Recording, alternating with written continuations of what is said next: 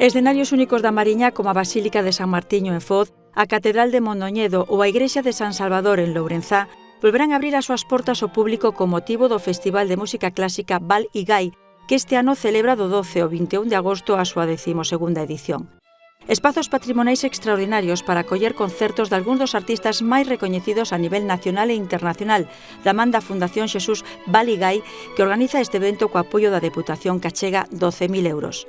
A deputada de Economía, Carmela López, participou na presentación deste evento, xunto co presidente da Fundación, Enrique Rodríguez Baixeras, e o alcalde de Foz, Francisco Cajoto, entre outras autoridades. Segundo se avanzou no acto, o cartel desta edición inclúe figuras de primeiro nivel, como o pianista Denis Koshikin, a soprano Nuria Rial, o cuarteto Casals, a violinista Leticia Moreno ou a Real Filarmonía de Galicia. En total, 11 concertos repartidos en localidades de 8 concellos mariñáns: Alfoz, Ribadeo, Mondoñedo, Foz, Lourenzá, Cervo, Burela e Viveiro. O festival, consolidado xa como un referente cultural en Galicia, ofrece deste xeito unha programación moi cuidada para que mariñáns e visitantes gocen dunha experiencia única, onde a música clásica comparte protagonismo ca historia, o patrimonio, a paisaxe e a gastronomía.